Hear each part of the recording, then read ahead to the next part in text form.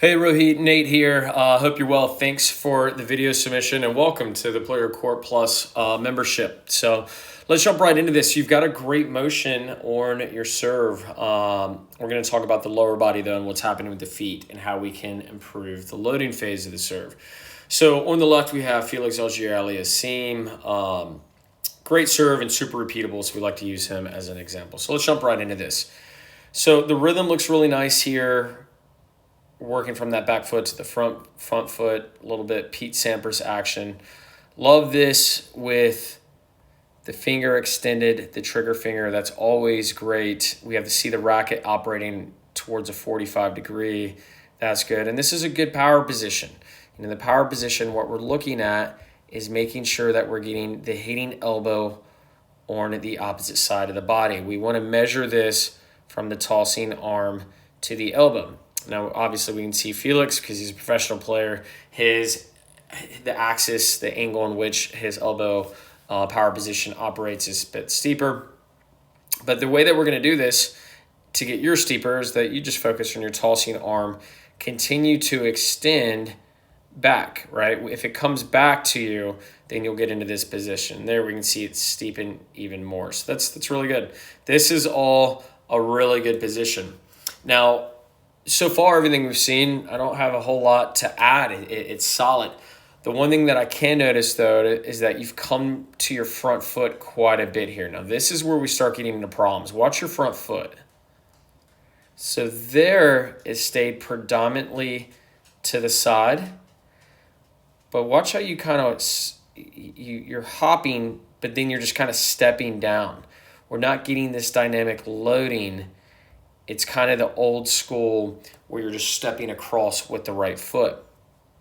And the reason that we want to work on this is that the energy up to the ball, the reason that the racket drop and power becomes dynamic, let me get Felix over here to the power position, same place you're at, is that as energy is loaded down, right, energy then has to come back up. That's the kinetic chain. So as Felix goes up, his racket then goes down, and this is the cartwheel effect, right? So your racket goes down, but it could be in a much greater position if you were loading your lower body correctly, right? So like your arm, your hitting arm is here, but ideally we would like to see it work at a deeper axis and then working up at a higher axis. I mean, don't get me wrong. A lot of people would pay good money to be in this position that you're in.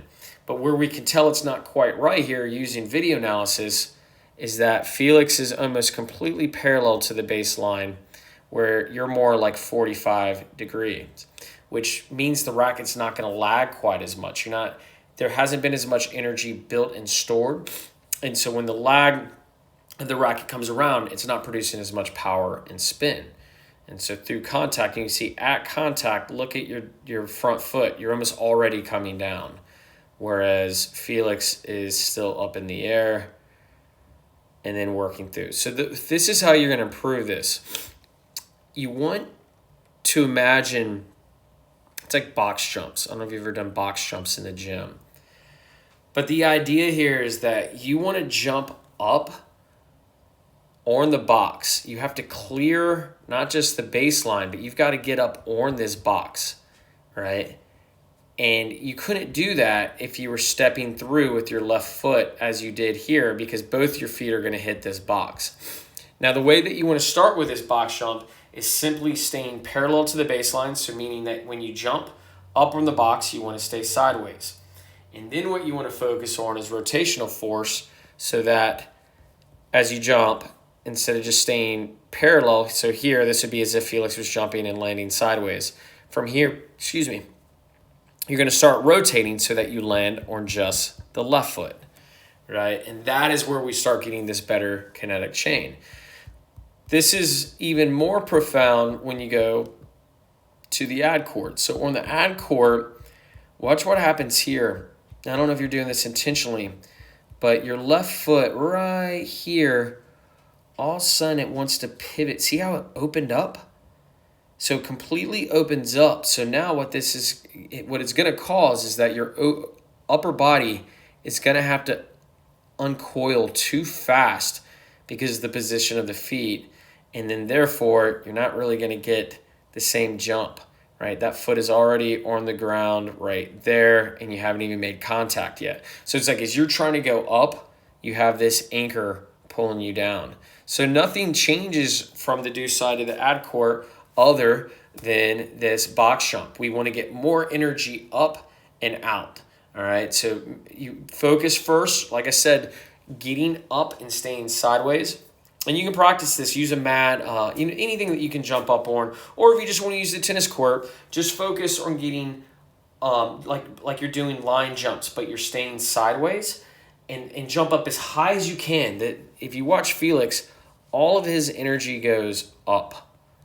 It goes up, up, up, up, up, up, and then out, right?